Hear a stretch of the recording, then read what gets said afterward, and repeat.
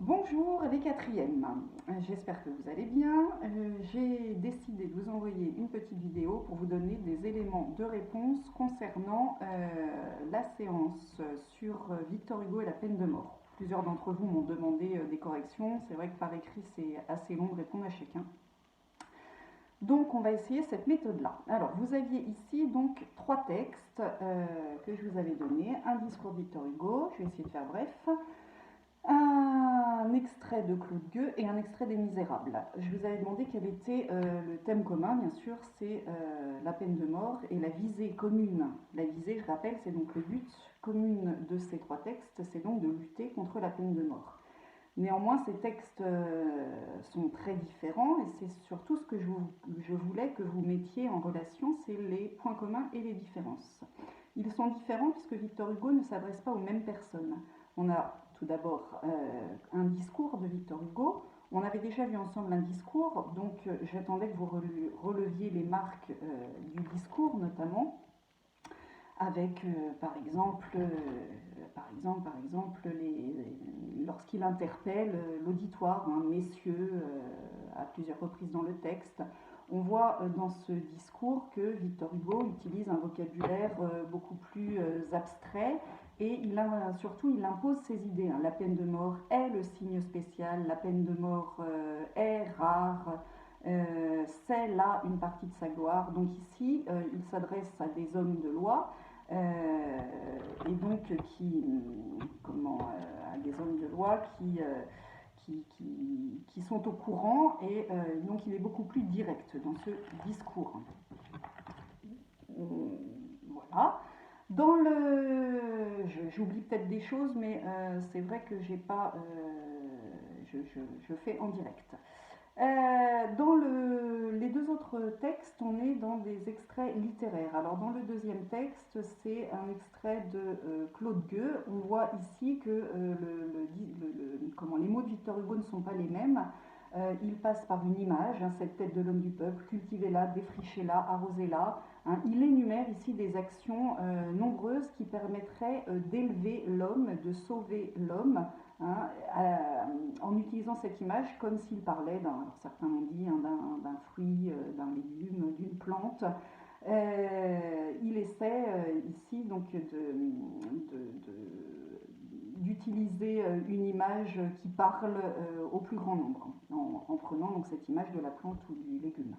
Dans le texte 3 sur Les Misérables, là on a aussi quelque chose de différent. Il focalise son discours sur l'outil qui donne la mort, à savoir l'échafaud.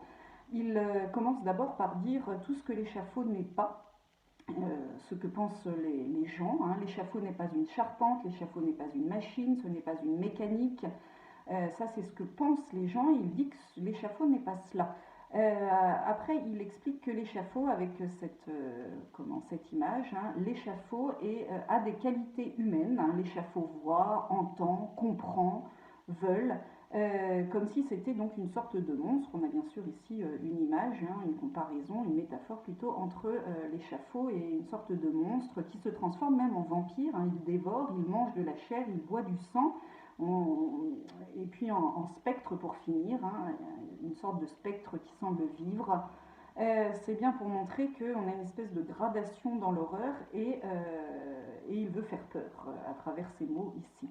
Donc, les trois textes sont bien communs dans leur intention de lutter contre la peine de mort. Néanmoins, ils n'ont pas les mêmes destinataires. Des hommes politiques pour le discours, les lecteurs, le peuple pour Claude Gueux ou Les Misérables. Et de ce fait, Victor Hugo, comme il ne s'adresse pas au même type de personnes, eh bien, passe par des chemins différents.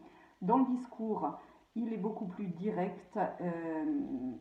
Alors que dans les deux extraits de romans, il passe par des images. Dans le discours, il veut imposer ses idées en utilisant le présent, par exemple. Ce sont là des faits incontestables.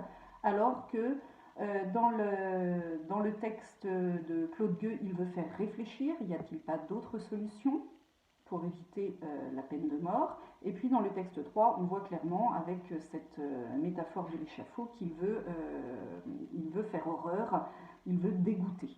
Donc les destinataires sont différents, les moyens pour y arriver d'écriture sont différents et le but n'est pas le même. On a un, convaincre, émouvoir pour les... Non, pardon, je reprends. On a un, convaincre avec le discours, faire réfléchir avec l'autre gueux et émouvoir avec le texte sur les misérables. Voilà, bien évidemment, ce sont des éléments de réponse qui ne sont pas rédigés, mais qui, j'espère, vous aideront à voir si vous aviez bien compris le sens de ces trois textes et le rapprochement entre les trois. Alors, en bilan, on pourrait dire que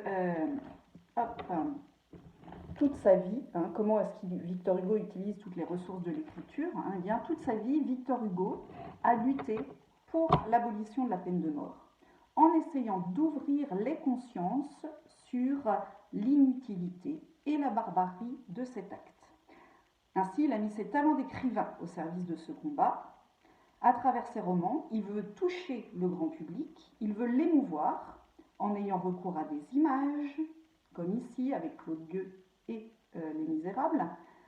Mais c'est également, Victor Hugo, et on l'avait vu ensemble déjà, un homme politique engagé qui s'adresse aux députés en adoptant un ton beaucoup plus vif et en imposant son point de vue. Voilà, j'espère que ces éléments de réponse vous auront aidé